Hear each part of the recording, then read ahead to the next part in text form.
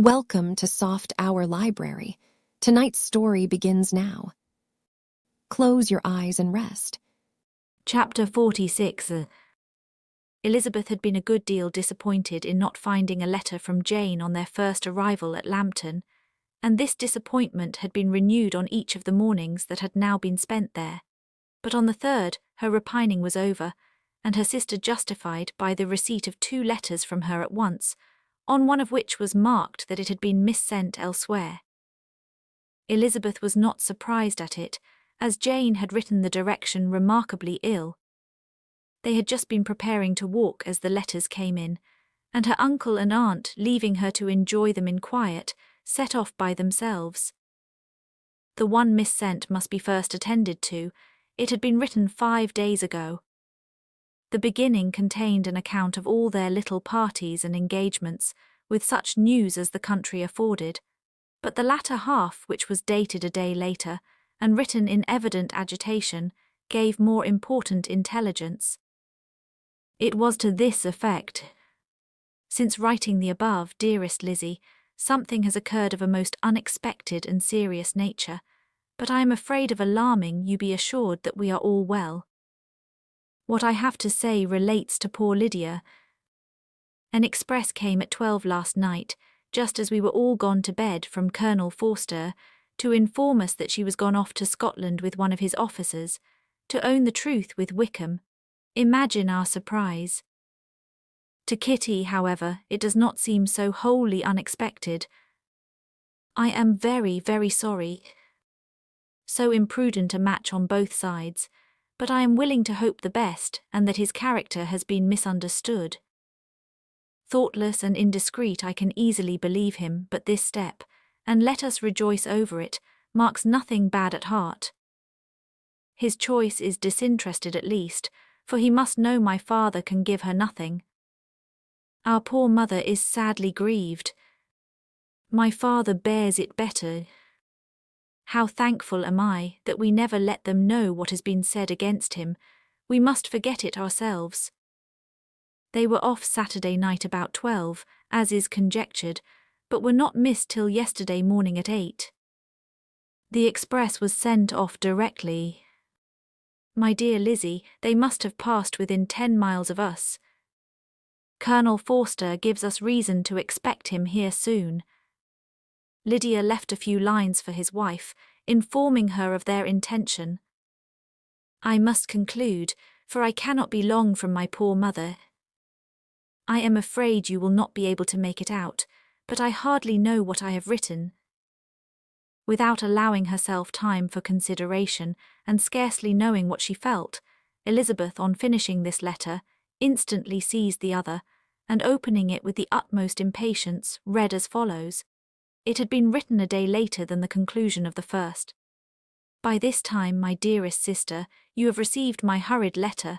I wish this may be more intelligible, but though not confined for time, my head is so bewildered that I cannot answer for being coherent. Dearest Lizzie, I hardly know what I would write, but I have bad news for you, and it cannot be delayed.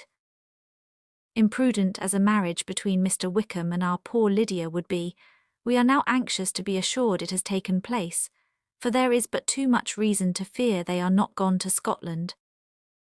Colonel Forster came yesterday, having left Brighton the day before, not many hours after the express. Though Lydia's short letter to Mrs. F. gave them to understand that they were going to Gretna Green, something was dropped by Denny expressing his belief that W. never intended to go there or to marry Lydia at all, which was repeated to Colonel F., who, instantly taking the alarm, set off from B., intending to trace their route. He did trace them easily to Clapham, but no farther, for on entering that place they removed into a hackney coach and dismissed the chaise that brought them from Epsom. All that is known after this is that they were seen to continue the London road.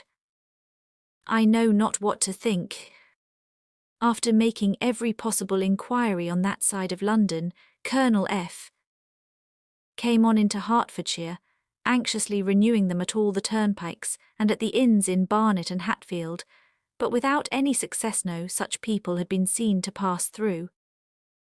With the kindest concern he came on to Longbourn, and broke his apprehensions to us in a manner most creditable to his heart. I am sincerely grieved for him and Mrs. F. But no one can throw any blame on them. Our distress, my dear Lizzie, is very great. My father and mother believe the worst, but I cannot think so ill of him. Many circumstances might make it more eligible for them to be married privately in town than to pursue their first plan, and even if he could form such a design against a young woman of Lydia's connections, which is not likely, can I suppose her so lost to everything? Impossible. I grieve to find, however, that Colonel F. is not disposed to depend upon their marriage. He shook his head when I expressed my hopes, and said he feared W. was not a man to be trusted. My poor mother is really ill, and keeps her room. Could she exert herself it would be better, but this is not to be expected, and as to my father, I never in my life saw him so affected. Poor Kitty has anger for having concealed their attachment, but as it was a matter of confidence, one cannot wonder.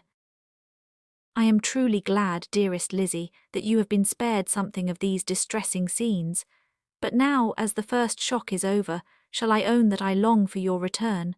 I am not so selfish, however, as to press for it if inconvenient. Adieu, I take up my pen again to do what I have just told you I would not, but circumstances are such that I cannot help earnestly begging you all to come here as soon as possible. I know my dear uncle and aunt so well that I am not afraid of requesting it, though I have still something more to ask of the former. My father is going to London with Colonel Forster instantly to try to discover her. What he means to do, I am sure I know not, but his excessive distress will not allow him to pursue any measure in the best and safest way, and Colonel Forster is obliged to be at Brighton again tomorrow evening. In such an exigence my uncle's advice and assistance would be everything in the world. He will immediately comprehend what I must feel, and I rely upon his goodness. Oh, where is my uncle? Cried Elizabeth, darting from her seat as she finished the letter, in eagerness to follow him without losing a moment of the time so precious. But as she reached the door it was opened by a servant, and Mr. Darcy appeared. Her pale face and impetuous manner made him start, and before he could recover himself enough to speak, she, in whose mind every idea was superseded by Lydia's situation, hastily exclaimed, "I beg your pardon, but I must leave you. I must find Mr. Gardiner this moment on business that cannot be delayed. I have not an instant to lose." "Good God, what is the matter?" cried he with more feeling than politeness, then recollecting himself. "I will not detain you a minute, but let me or let the servant go after Mr. and Mrs. Gardiner." "You are not well enough, you cannot go yourself." Elizabeth hesitated, but her knees trembled under her, and she felt how little would be gained by her attempting to pursue them. Calling back the servant, therefore, she commissioned him, though in so breathless an accent as made her almost unintelligible, to fetch his master and mistress home instantly. On his quitting the room, she sat down, unable to support herself, and looking so miserably ill that it was impossible for Darcy to leave her, or to refrain from saying, in a tone of gentleness and commiseration, "Let me call your maid." "Is there nothing you could take to give you present relief? A glass of wine, shall I get you one? You are very ill." "No, I thank you," she replied, endeavouring to recover herself. "There is nothing the matter with me. I am quite well. I am only distressed by some dreadful news which I have just received from Longbourn." She burst into tears as she alluded to it, and for a few minutes could not speak another word. Darcy, in wretched suspense, could only say something indistinctly of his concern and observe her in compassionate silence. At length she spoke again. "I have just had a letter from Jane, with such dreadful news. It cannot be concealed from anyone. My youngest sister has left all her friends, has eloped, has thrown herself into the power of Mr. Wickham. They are gone off together from Brighton. You know him too well to doubt the rest. She has no money, no connections, nothing that can tempt him till she is lost for ever. Darcy was fixed in astonishment. When I consider, she added in a yet more agitated voice, that I might have prevented it, I who knew what he was. Had I but explained some part of it, only some part of what I learnt, to my own family, had his character been known, this could not have happened. But it is all too late now. I am grieved indeed, cried Darcy, grieved, shocked. But is it certain, absolutely certain? Oh yes, they left Brighton together on Sunday night, and were traced almost to London but not beyond. They are certainly not gone to Scotland. And what has been done, what has been attempted to recover her? My father has gone to London, and Jane has written to beg my uncle's immediate assistance, and we shall be off, I hope, in half an hour. But nothing can be done. I know very well that nothing can be done. How is such a man to be worked on? How are they even to be discovered? I have not the smallest hope. It is every way horrible. Darcy shook his head in silent acquiescence. When my eyes were opened to his real character, oh, had I known what I ought, what I dared to do, but I knew not, I was afraid of doing too much. Wretched, wretched mistake. Darcy made no answer. He seemed scarcely to hear her, and was walking up and down the room in earnest meditation, his brow contracted, his air gloomy. Elizabeth soon observed, and instantly understood it. Her power was sinking. Everything must sink under such a proof of family weakness, such an assurance of the deepest disgrace. She could neither wonder nor condemn, but the belief of his self-conquest brought nothing consolatory to her bosom, afforded no palliation of her distress. It was, on the contrary, exactly calculated to make her understand her own wishes, and never had she so honestly felt that she could have loved him, as now, when all love must be vain. But self, though it would intrude, could not engross her.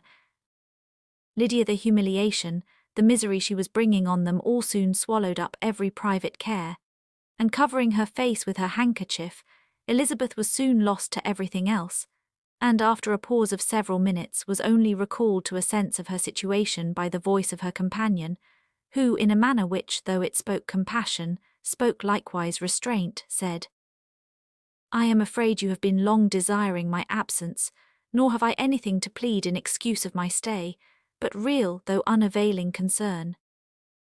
Would to heaven that anything could be either said or done on my part, that might offer consolation to such distress, but I will not torment you with vain wishes, which may seem purposely to ask for your thanks. This unfortunate affair will, I fear, prevent my sisters having the pleasure of seeing you at Pemberley today. Oh yes, be so kind as to apologize for us to Miss Darcy. Say that urgent business calls us home immediately. Conceal the unhappy truth as long as it is possible. I know it cannot be long. He readily assured her of his secrecy, again expressed his sorrow for her distress, wished it a happier conclusion than there was at present reason to hope, and, leaving his compliments for her relations with only one serious parting look, went away. As he quitted the room, Elizabeth felt how improbable it was that they should ever see each other again on such terms of cordiality as had marked their several meetings in Derbyshire, and as she threw a retrospective glance over the whole of their acquaintance, so full of contradictions and varieties, sighed at the perverseness of those feelings which would now have promoted its continuance, and would formerly have rejoiced in its termination. If gratitude and esteem are good foundations of affection, Elizabeth's change of sentiment will be neither improbable nor faulty. But if otherwise, if the regard springing from such sources is unreasonable or unnatural, in comparison of what is so often described as arising on a first interview with its object, and even before two words have been exchanged, nothing can be said in her defence, except that she had given somewhat of a trial to the latter method, in her partiality for Wickham, and that its ill success might perhaps authorize her to seek the other less interesting mode of attachment. Be that as it may, she saw him go with regret, and in this early example of what Lydia's infamy must produce, found additional anguish as she reflected on that wretched business. Never since reading Jane's second letter had she entertained a hope of Wickham's meaning to marry her. No one but Jane, she thought, could flatter herself with such an expectation. Surprise was the least of all her feelings on this development. While the contents of the first letter remained on her mind, she was all surprise, all astonishment, that Wickham should marry a girl whom it was impossible he could marry for money, and how Lydia could ever have attached him had appeared incomprehensible. But now it was all too natural.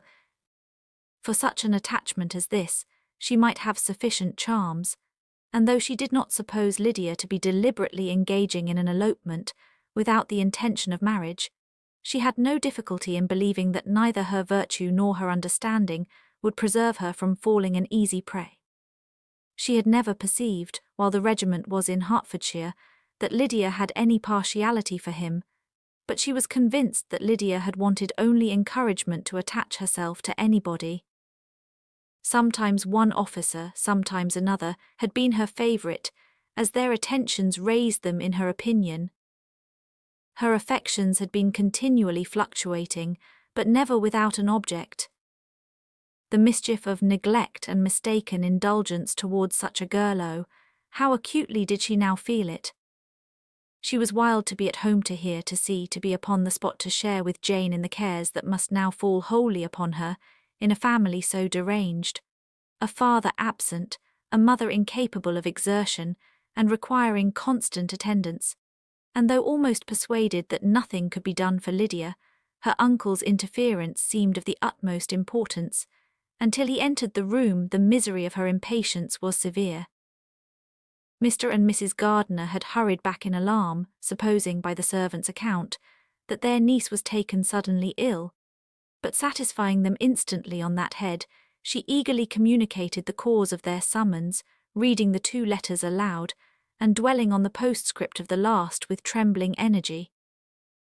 Though Lydia had never been a favourite with them, Mr. and Mrs. Gardiner could not but be deeply affected. Not Lydia only, but all were concerned in it, and after the first exclamations of surprise and horror, Mr. Gardiner readily promised every assistance in his power. Elizabeth, though expecting no less, thanked him with tears of gratitude, and all 3 being actuated by one spirit, everything relating to their journey was speedily settled. They were to be off as soon as possible. "But what is to be done about Pemberley?" cried Mrs. Gardiner. "John told us Mr. Darcy was here when you sent for us, was it so?" "Yes, and I told him we should not be able to keep our engagement." "That is all settled." "What is all settled?" repeated the other as she ran into her room to prepare. "And are they upon such terms as for her to disclose the real truth? Oh, that I knew how it was!" But wishes were vain, or, at best, could serve only to amuse her in the hurry and confusion of the following hour. Had Elizabeth been at leisure to be idle, she would have remained certain that all employment was impossible to one so wretched as herself, but she had her share of business as well as her aunt, and amongst the rest there were notes to be written to all their friends at Lambton, with false excuses for their sudden departure. An hour, however, saw the whole completed, and Mr. Gardiner meanwhile having settled his account at the inn, nothing remained to be done but to go, and Elizabeth, after all the misery of the morning, found herself, in a shorter space of time than she could have supposed, seated in the carriage, and on the road to Longbourn. Chapter 47. "I have been thinking it over again, Elizabeth," said her uncle, as they drove from the town, "and really, upon serious consideration, I am much more inclined than I was to judge as your eldest sister does of the matter. It appears to me so very unlikely that any young man should form such a design against a girl who is by no means unprotected or friendless, and who was actually staying in his colonel's family, that I am strongly inclined to hope the best. Could he expect that her friends would not step forward? Could he expect to be noticed again by the regiment after such an affront to Colonel Forster? His temptation is not adequate to the risk. Do you really think so? Cried Elizabeth, brightening up for a moment. Upon my word, said Mrs. Gardiner, I begin to be of your uncle's opinion. It is really too great a violation of decency, honour, and interest for him to be guilty of it. I cannot think so very ill of Wickham. Can you yourself, Lizzie, so wholly give him up as to believe him capable of it? Not perhaps of neglecting his own interest, but of every other neglect I can believe him capable. If indeed it should be so, but I dare not hope it. Why should they not go on to Scotland, if that had been the case? In the first place, replied Mr. Gardiner, there is no absolute proof that they are not gone to Scotland. Oh, but their removing from the chaise into a hackney coach is such a presumption, and besides, no traces of them were to be found on the Barnet road. Well, then, supposing them to be in London, they may be there, though for the purpose of concealment, for no more exceptionable purpose. It is not likely that money should be very abundant on either side, and it might strike them that they could be more economically, though less expeditiously, married in London than in Scotland. But why all this secrecy? Why any fear of detection? Why must their marriage be private? Oh no, no, this is not likely. His most particular friend, you see by Jane's account, was persuaded of his never intending to marry her. Wickham will never marry a woman without some money. He cannot afford it. And what claims has Lydia, what attractions has she beyond youth, health, and good humour, that could make him for her sake forgo every chance of benefiting himself by marrying well? As to what restraint the apprehensions of disgrace in the corps might throw on a dishonourable elopement with her, I am not able to judge, for I know nothing of the effects that such a step might produce. But as to your other objection, I am afraid it will hardly hold good. Lydia has no brothers to step forward, and he might imagine from my father's behaviour, from his indolence and the little attention he has ever seemed to give to what was going forward in his family, that he would do as little and think as little about it as any father could do in such a matter. But can you think that Lydia is so lost to everything but love of him as to consent to live with him on any other terms than marriage? It does seem, and it is most shocking indeed, replied Elizabeth with tears in her eyes, that a sister's sense of decency and virtue in such a point should admit of doubt. But really I know not what to say. Perhaps I am not doing her justice. But she is very young, she has never been taught to think on serious subjects, and for the last half-year, nay, for a 12-month, she has been given up to nothing but amusement and vanity. She has been allowed to dispose of her time in the most idle and frivolous manner, and to adopt any opinions that came in her way. Since the Shire were first quartered in Meryton, nothing but love, flirtation, and officers have been in her head. She has been doing everything in her power, by thinking and talking on the subject, to give greater, what shall I call it, susceptibility to her feelings, which are naturally lively enough. And we all know that Wickham has every charm of person and address that can captivate a woman.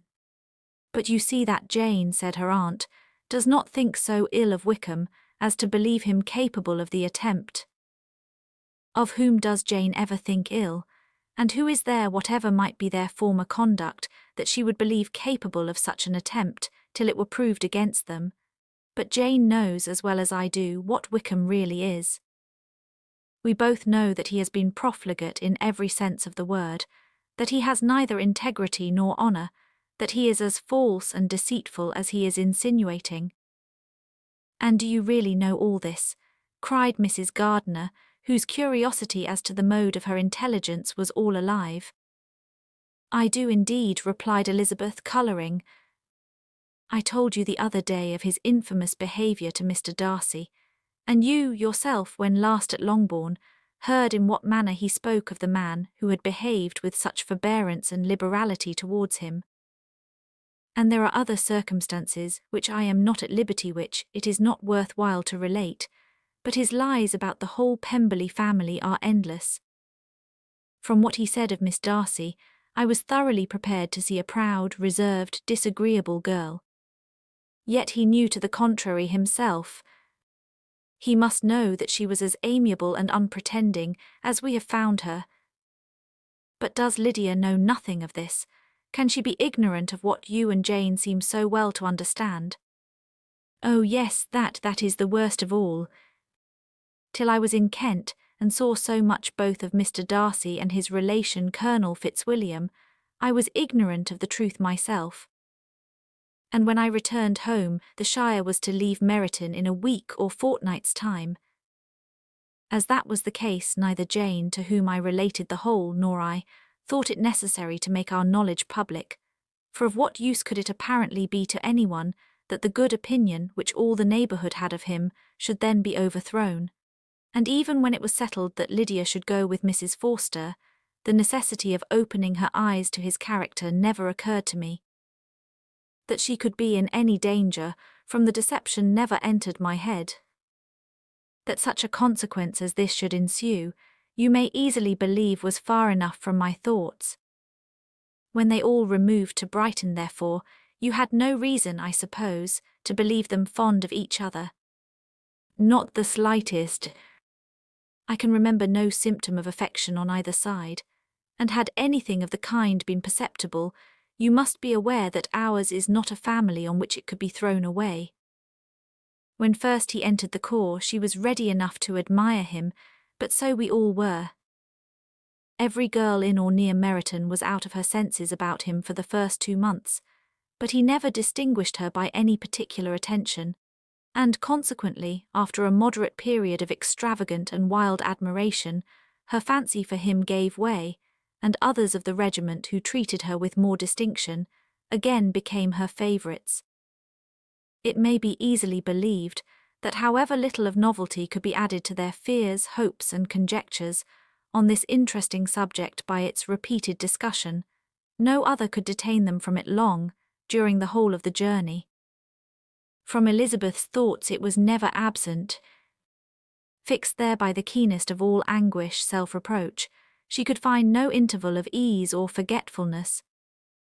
They travelled as expeditiously as possible, and sleeping one night on the road, reached Longbourn by dinner-time the next day. It was a comfort to Elizabeth to consider that Jane could not have been wearied by long expectations. The little gardeners, attracted by the sight of a chaise, were standing on the steps of the house as they entered the paddock, and when the carriage drove up to the door, the joyful surprise that lighted up their faces and displayed itself over their whole bodies in a variety of capers and frisks was the first pleasing earnest of their welcome. Elizabeth jumped out, and after giving each of them a hasty kiss, hurried into the vestibule, where Jane, who came running downstairs from her mother's apartment, immediately met her. Elizabeth, as she affectionately embraced her, whilst tears filled the eyes of both, lost not a moment in asking whether anything had been heard of the fugitives. "Not yet," replied Jane, "but now that my dear uncle is come, I hope everything will be well." "Is my father in town?" "Yes, he went on Tuesday, as I wrote you word." "And have you heard from him often?" "We have heard only once. He wrote me a few lines on Wednesday, to say that he had arrived in safety, and to give me his directions, which I particularly begged him to do. He merely added that he should not write again, till he had something of importance to mention."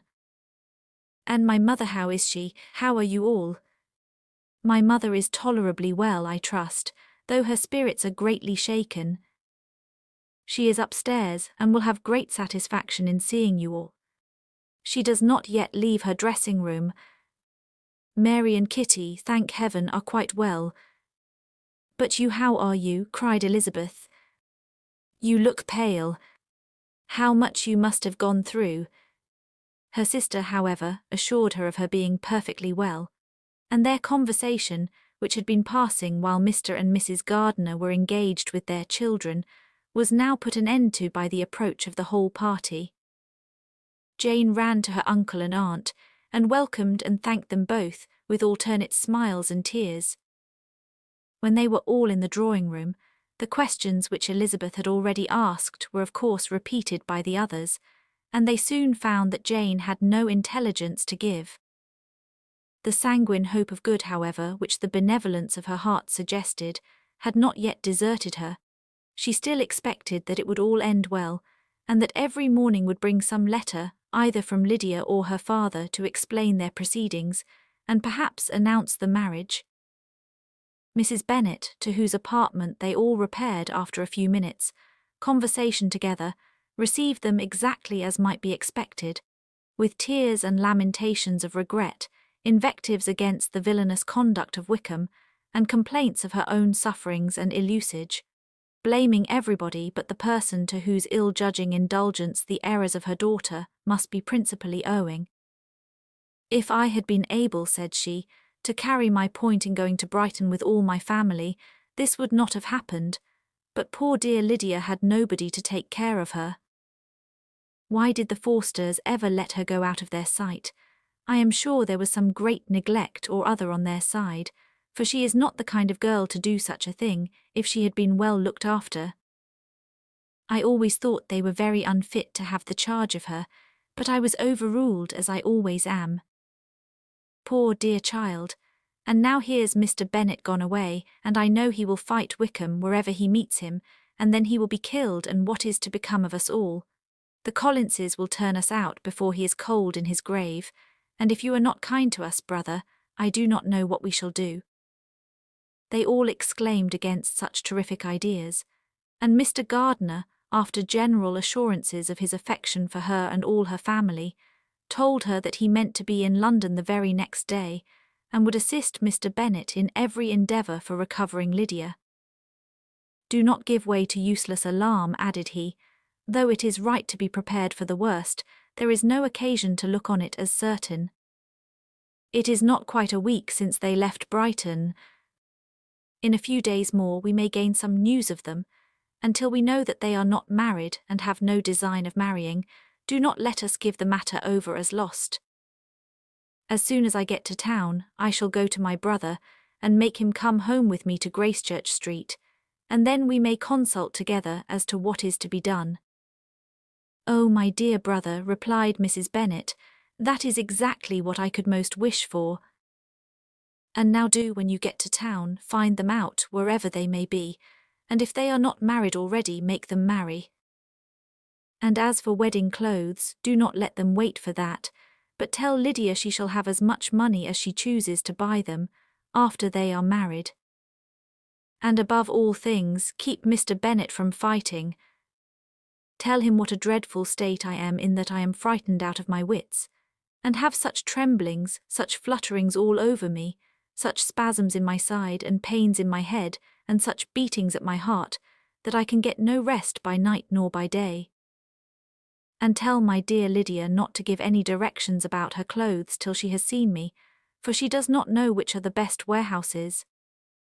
Oh, brother, how kind you are! I know you will contrive it all." But Mr. Gardiner, though he assured her again of his earnest endeavours in the cause, could not avoid recommending moderation to her, as well in her hopes as her fears, and after talking with her in this manner till dinner was on table, they left her to vent all her feelings on the housekeeper, who attended in the absence of her daughters. Though her brother and sister were persuaded that there was no real occasion for such a seclusion from the family, they did not attempt to oppose it, for they knew that she had not prudence enough to hold her tongue before the servants, while they waited at table, and judged it better that one only of the household, and the one whom they could most trust, should comprehend all her fears and solicitude on the subject. In the dining-room they were soon joined by Mary and Kitty, who had been too busily engaged in their separate apartments to make their appearance before. One came from her books, and the other from her toilette. The faces of both, however, were tolerably calm, and no change was visible in either, except that the loss of her favourite sister, or the anger which she had herself incurred in the business, had given something more of fretfulness than usual to the accents of Kitty. As for Mary, she was mistress enough of herself to whisper to Elizabeth, with a countenance of grave reflection, soon after they were seated at table, "This is a most unfortunate affair, and will probably be much talked of. But we must stem the tide of malice, and pour into the wounded bosoms of each other the balm of sisterly consolation." Then, perceiving in Elizabeth no inclination of replying, she added, "Unhappy as the event must be for Lydia, we may draw from it this useful lesson, that loss of virtue in a female is irretrievable, that one false step involves her in endless ruin, that her reputation is no less brittle than it is beautiful, and that she cannot be too much guarded in her behaviour towards the undeserving of the other sex." Elizabeth lifted up her eyes in amazement, but was too much oppressed to make any reply. Mary, however, continued to console herself with such kind of moral extractions from the evil before them. In the afternoon, the two elder Miss Bennets were able to be for half an hour by themselves, and Elizabeth instantly availed herself of the opportunity of making any inquiries which Jane was equally eager to satisfy. After joining in general lamentations over the dreadful sequel of this event, which Elizabeth considered as all but certain, and Miss Bennet could not assert to be wholly impossible, the former continued the subject by saying, "But tell me all and everything about it which I have not already heard. Give me further particulars. What did Colonel Forster say? Had they no apprehension of anything before the elopement took place? They must have seen them together forever." Colonel Forster did own that he had often suspected some partiality, especially on Lydia's side, but nothing to give him any alarm. "I am so grieved for him. His behaviour was attentive and kind to the utmost. He was coming to us in order to assure us of his concern, before he had any idea of their not being gone to Scotland. When that apprehension first got abroad, it hastened his journey." And was Denny convinced that Wickham would not marry? Did he know of their intending to go off? Had Colonel Forster seen Denny himself? Yes, but when questioned by him, Denny denied knowing anything of their plan, and would not give his real opinion about it. He did not repeat his persuasion of their not marrying, and from that I am inclined to hope he might have been misunderstood before. Until Colonel Forster came himself, not one of you entertained a doubt, I suppose, of their being really married. How was it possible that such an idea should enter our brains? I felt a little uneasy, a little fearful of my sister's happiness with him in marriage, because I knew that his conduct had not been always quite right. My father and mother knew nothing of that. They only felt how imprudent a match it must be. Kitty then owned, with a very natural triumph on knowing more than the rest of us, that in Lydia's last letter she had prepared her for such a step. She had known, it seems, of their being in love with each other many weeks. But not before they went to Brighton. No, I believe not. And did Colonel Forster appear to think ill of Wickham himself? Does he know his real character? I must confess that he did not speak so well of Wickham as he formerly did. He believed him to be imprudent and extravagant, and since this sad affair has taken place, it is said that he left Meryton greatly in debt, but I hope this may be false. Oh, Jane, had we been less secret, had we told what we knew of him, this could not have happened. Perhaps it would have been better, replied her sister, but to expose the former faults of any person, without knowing what their present feelings were, seemed unjustifiable. We acted with the best intentions. Could Colonel Forster repeat the particulars of Lydia's note to his wife? He brought it with him for us to see. Jane then took it from her pocket-book and gave it to Elizabeth. These were the contents. N.I.N.D. My dear Harriet. You will laugh when you know where I am gone, and I cannot help laughing myself at your surprise tomorrow morning, as soon as I am missed. I am going to Gretna Green, and if you cannot guess with who, I shall think you a simpleton, for there is but one man in the world I love, and he is an angel. I should never be happy without him, so think it no harm to be off. You need not send them word at Longbourn of my going, if you do not like it, for it will make the surprise the greater when I write to them, and sign my name Lydia Wickham. What a good joke it will be, I can hardly write for laughing. Pray make my excuses to Pratt for not keeping my engagement, and dancing with him tonight. Tell him I hope he will excuse me when he knows all, and tell him I will dance with him at the next ball we meet with great pleasure. I shall send for my clothes when I get to Longbourn, but I wish you would tell Sally to mend a great slit in my worked muslin gown before they are packed up. Goodbye. Give my love to Colonel Forster. I hope you will drink to our good journey. Your affectionate friend, Lydia Bennet. Oh, thoughtless, thoughtless Lydia, cried Elizabeth when she had finished it. What a letter is this, to be written at such a moment, but at least it shows that she was serious in the object of her journey. Whatever he might afterwards persuade her to, it was not on her side a scheme of infamy. My poor father, how he must have felt it. I never saw anyone so shocked. He could not speak a word for full 10 minutes. My mother was taken ill immediately, and the whole house in such confusion. Oh, Jane, cried Elizabeth, was there a servant belonging to it who did not know the whole story before the end of the day? I do not know, I hope there was. But to be guarded at such a time is very difficult. My mother was in hysterics, and though I endeavoured to give her every assistance in my power, I am afraid I did not do so much as I might have done. But the horror of what might possibly happen almost took from me my faculties. Your attendance upon her has been too much for you.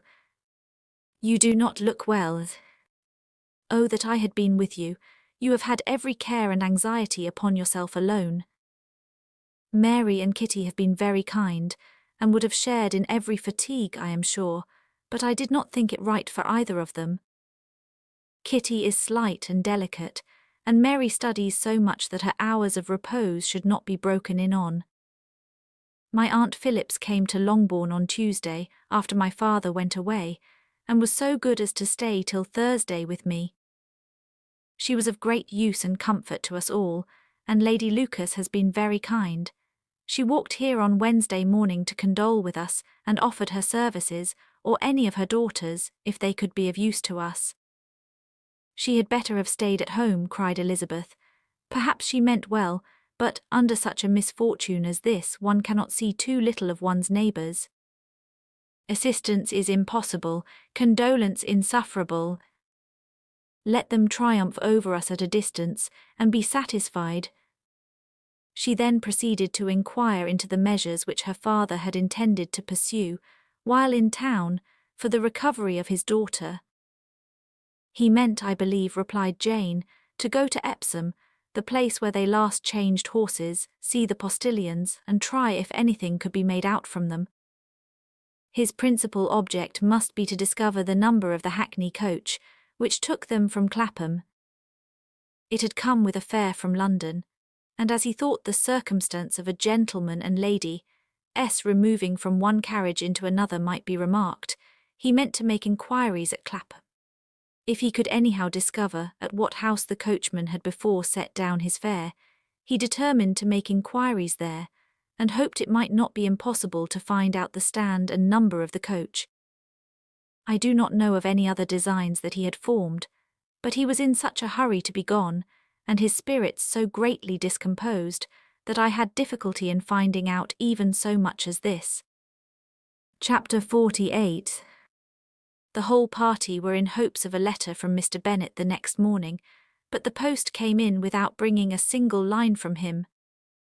His family knew him to be, on all common occasions, a most negligent and dilatory correspondent, but at such a time they had hoped for exertion.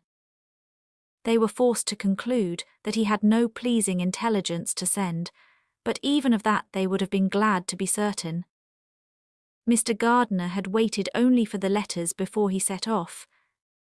When he was gone, they were certain at least of receiving constant information of what was going on, and their uncle promised at parting to prevail on Mr. Bennet to return to Longbourn as soon as he could, to the great consolation of his sister, who considered it as the only security for her husband's not being killed in a duel. Mrs. Gardiner and the children were to remain in Hertfordshire a few days longer, as the former thought her presence might be serviceable to her nieces. She shared in their attendance on Mrs. Bennet, and was a great comfort to them in their hours of freedom.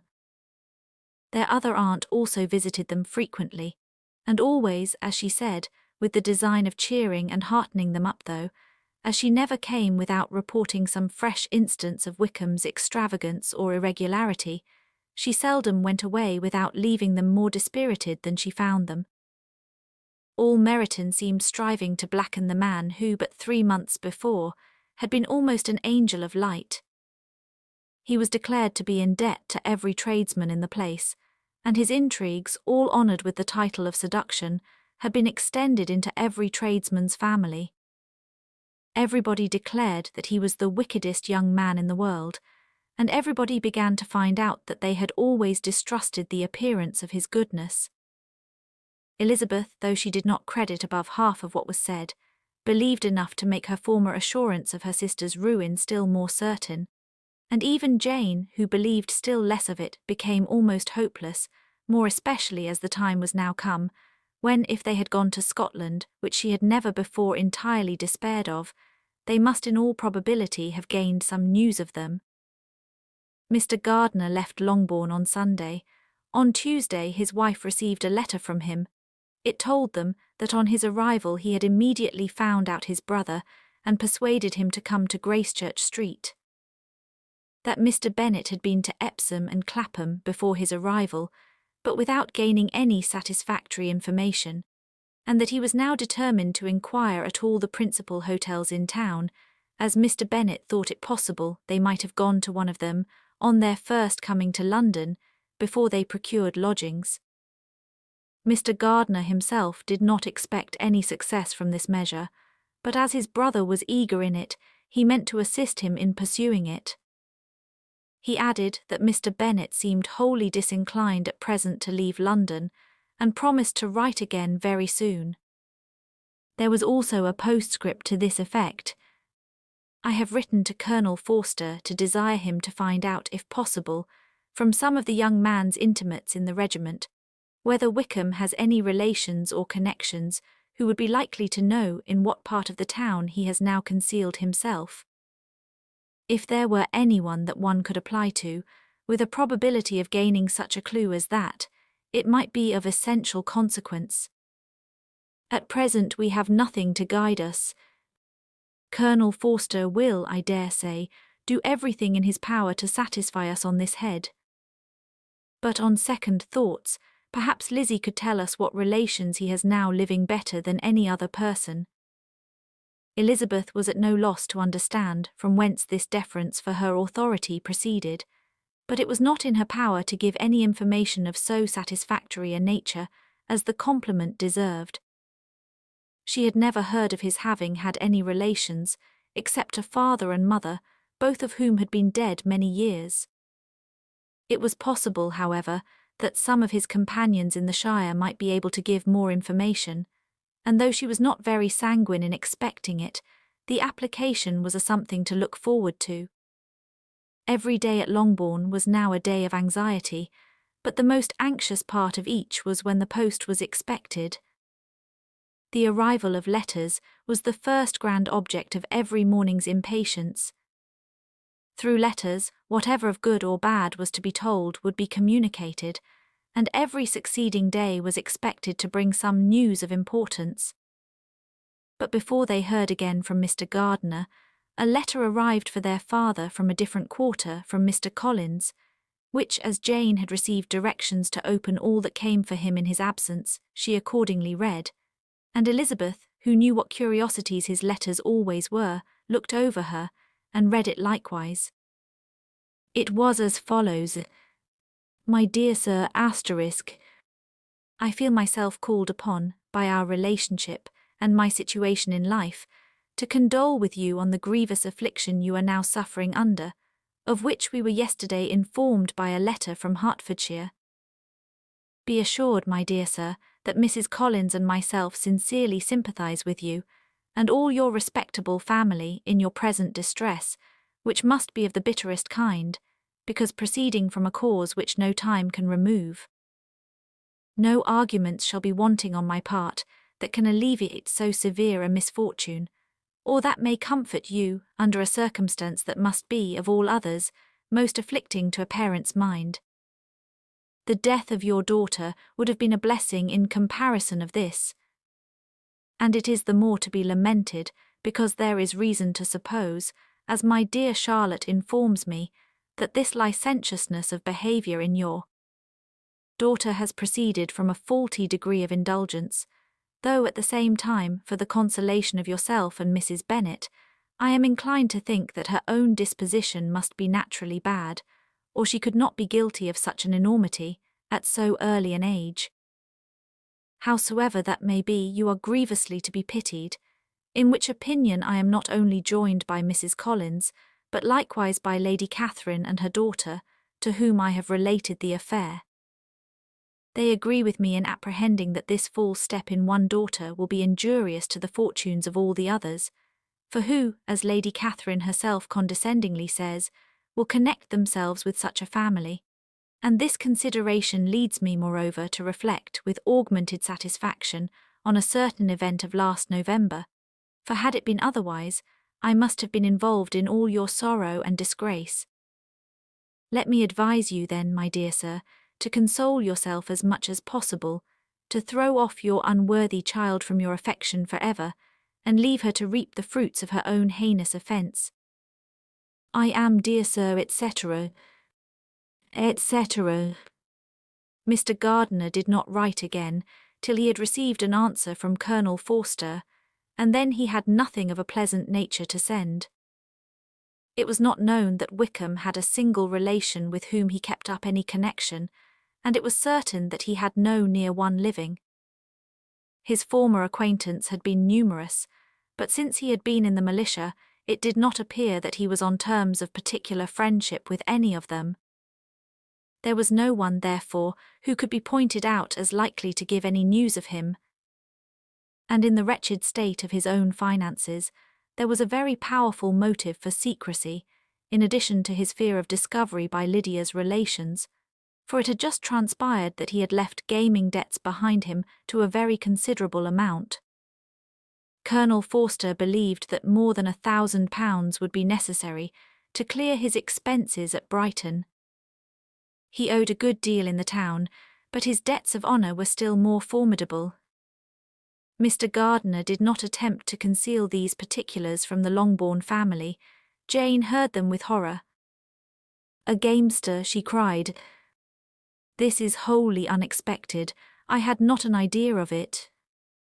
Mr. Gardiner added in his letter that they might expect to see their father at home on the following day, which was Saturday. Rendered spiritless by the ill success of all their endeavours, he had yielded to his brother-in-law's entreaty that he would return to his family, and leave it to him to do whatever occasion might suggest to be advisable for continuing their pursuit. When Mrs. Bennet was told of this, she did not express so much satisfaction as her children expected, considering what her anxiety for his life had been before. "What is he coming home and without poor Lydia?" she cried. "Sure he will not leave London before he has found them. Who is to fight Wickham and make him marry her if he comes away?" As Mrs. Gardiner began to wish to be at home, it was settled that she and her children should go to London at the same time that Mr. Bennet came from it. The coach, therefore, took them the first stage of their journey and brought its master back to Longbourn. Mrs. Gardiner went away in all the perplexity about Elizabeth and her Derbyshire friend that had attended her from that part of the world. His name had never been voluntarily mentioned before them by her niece, and the kind of half-expectation which Mrs. Gardiner had formed of their being followed by a letter from him had ended in nothing. Elizabeth had received none since her return, that could come from Pemberley. The present unhappy state of the family rendered any other excuse for the lowness of her spirits unnecessary. Nothing, therefore, could be fairly conjectured from that, though Elizabeth, who was by this time tolerably well acquainted with her own feelings, was perfectly aware that, had she known nothing of Darcy, she could have borne the dread of Lydia's infamy somewhat better. It would have spared her, she thought, one sleepless night out of 2. When Mr. Bennet arrived, he had all the appearance of his usual philosophic composure. He said as little as he had ever been in the habit of saying, made no mention of the business that had taken him away, and it was some time before his daughters had courage to speak of it.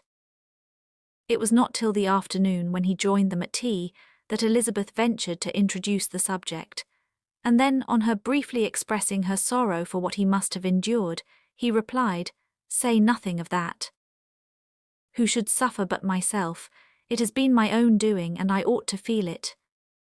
"You must not be too severe upon yourself," replied Elizabeth. "You may well warn me against such an evil. Human nature is so prone to fall into it. No, Lizzie, let me once in my life feel how much I have been to blame. I am not afraid of being overpowered by the impression. It will pass away soon enough. Do you suppose them to be in London?" "Yes, where else can they be so well concealed?" "And Lydia used to want to go to London," added Kitty. "She is happy then," said her father dryly, "and her residence there will probably be of some duration." Then, after a short silence, he continued, "Lizzie, I bear you no ill will for being justified in your advice to me last May, which, considering the event, shows some greatness of mine." They were interrupted by Miss Bennet, who came to fetch her mother's tea. "This is a parade," cried he, "which does one good. It gives such an elegance to misfortune. Another day I will do the same. I will sit in my library in my nightcap and powdering gown, and give as much trouble as I can, or perhaps I may defer it till Kitty runs away." "I am not going to run away, Papa," said Kitty fretfully. "If I should ever go to Brighton, I would behave better than Lydia." "You go to Brighton? I would not trust you so near it as Eastbourne for £50. No, Kitty, I have at least learnt to be cautious, and you will feel the effects of it. No officer is ever to enter my house again, nor even to pass through the village. Balls will be absolutely prohibited, unless you stand up with one of your sisters. And you are never to stir out of doors, till you can prove that you have spent 10 minutes of every day in a rational manner." Kitty, who took all these threats in a serious light, began to cry. "Well, well," said he, "do not make yourself unhappy. If you are a good girl for the next 10 years, I will take you to a review at the end of them.